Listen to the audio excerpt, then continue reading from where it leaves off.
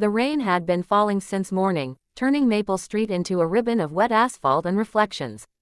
Ava Thompson stood behind the counter of her tiny tailor shop, staring at the door as if willing it to open. It rarely did these days. Business had slowed so much that sometimes the only sound inside the shop was the ticking wall clock and the quiet breathing of her old sewing machine. The shop itself was modest, too modest for dreams, some would say. Shelves leaned slightly under the weight of folded fabrics. Spools of thread in every imaginable color filled dusty jars. The wooden floor creaked with every step, telling the story of decades of hard work and survival. Above the door, the sign read Thompson Tailoring, though one letter had faded almost completely, just like Ava's hopes of things ever getting easier. Ava adjusted her glasses and returned to the suit laid carefully across her table. It belonged to a regular customer, nothing fancy, just a simple gray jacket that needed a minor fix. Her fingers moved with practiced grace, each stitch precise, almost gentle.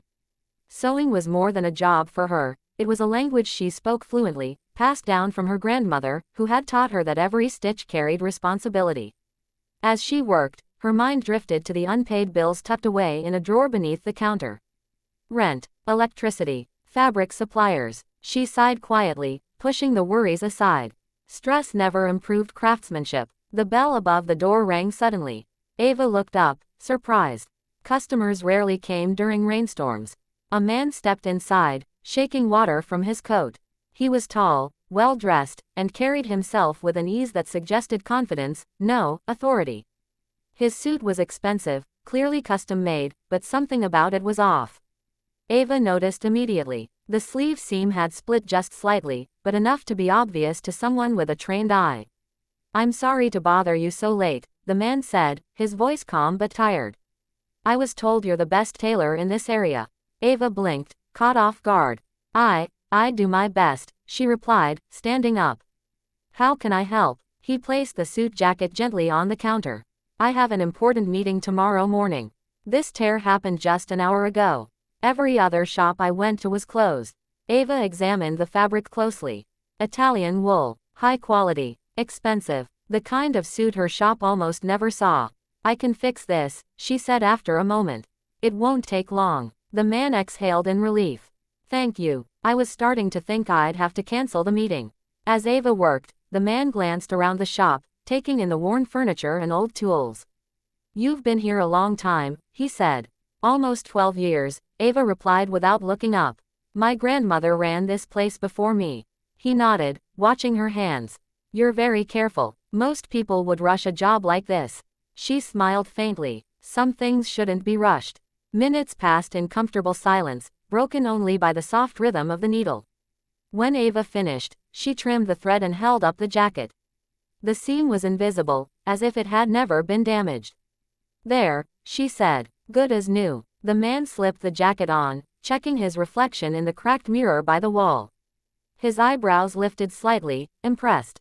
"This is perfect," he said. "How much do I owe you?" Ava hesitated. She thought of the rain, the empty shop, the kindness in the man's tired eyes.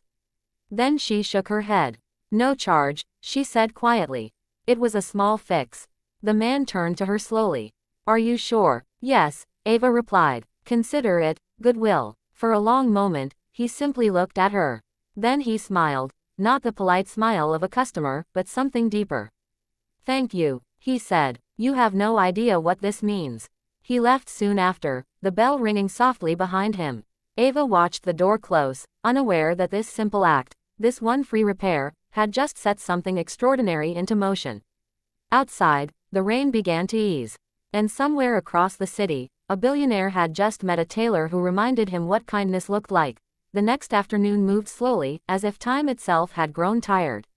Ava glanced at the clock above her worktable. Nearly closing time. Her shoulders ached from hours of bending over fabric, but she welcomed the familiar ache. It meant she'd been useful today, even if business had been thin. She reached for her coat, ready to lock up early, when the bell above the door rang sharply. The sound startled her. She looked up to see a man standing just inside the doorway. He paused for a moment, as if unsure whether he belonged there. Rain clung to the edges of his coat, and the streetlight outside cast a pale glow behind him. He wasn't young, but not old either, early 40s, perhaps. His posture was straight, disciplined, the kind that came from years of command or responsibility. "Sorry," he said, glancing at the clock. "Are you still open?" Ava hesitated, then nodded. "I was just about to close, but, yes. How can I help you?" Relief crossed his face. He stepped forward and carefully removed his suit jacket.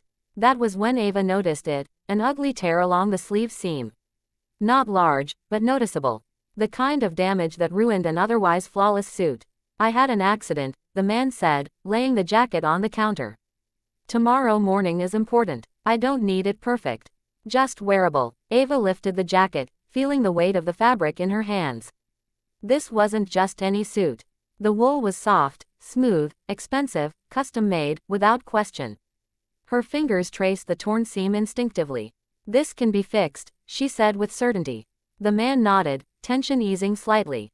"Thank you." He remained standing while Ava prepared her tools. She noticed how quietly he observed the shop, the worn shelves, the faded sign reflected in the mirror, the framed photograph of her grandmother behind the counter. "This place feels honest," he said after a moment. Ava smiled faintly. "It's survived a lot. So have you," he replied, not as a question but an observation. She glanced up at him briefly, surprised, then returned to her work. As the needle moved through fabric, Ava felt the familiar calm settle over her. Sewing demanded focus, precision, respect for the material. The world faded away until it was just her hands and the seam. The man broke the silence. "How long have you been doing this?" "All my life," Ava said.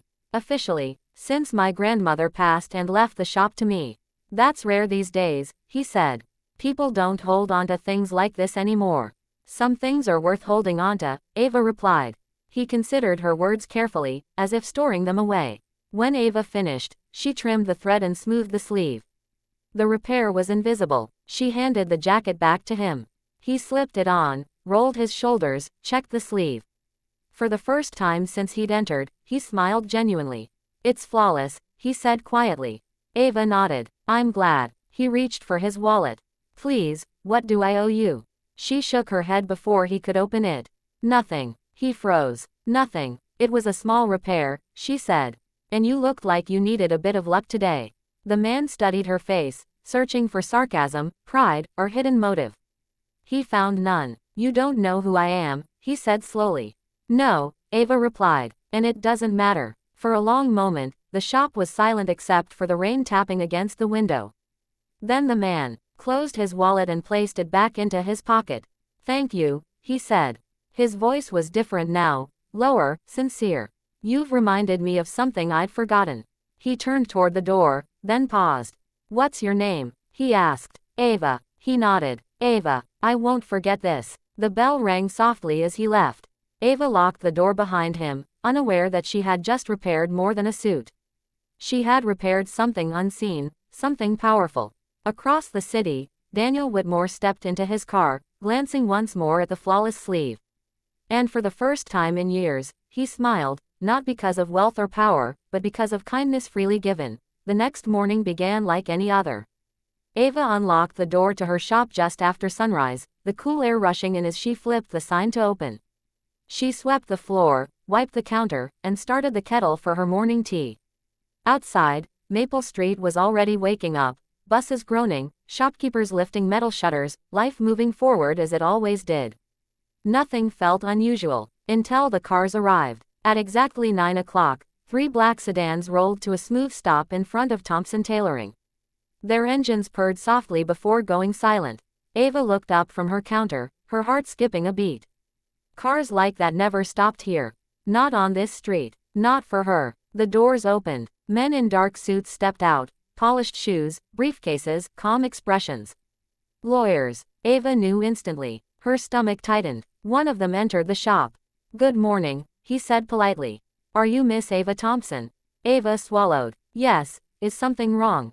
The man smiled gently. "Nothing is wrong, but we need to speak with you." Her hands trembled slightly as she gestured toward the counter. I fixed a suit yesterday. If there was a problem." "There was no problem," he interrupted softly. "In fact, the opposite." He opened his briefcase and removed a folder thick with documents. "We represent Mr. Daniel Whitmore." The name landed like thunder. Daniel Whitmore. The billionaire. Ava felt the room tilt. She grabbed the edge of the counter to steady herself. I didn't know who he was, she said quickly. I swear, I didn't overcharge. I didn't damage anything. The lawyer chuckled, not mockingly, but kindly. Miss Thompson, he said, Mr. Whitmore knows you didn't know who he was. That's exactly why we're here. Another lawyer stepped forward. May we sit? Ava nodded, still stunned. They explained everything. Daniel Whitmore had grown up poor. His mother worked 2 jobs, often repairing clothes herself because tailors turned her away. Once, when he was a boy, she'd been humiliated by a shop owner who refused to help without payment up front. That moment stayed with him forever.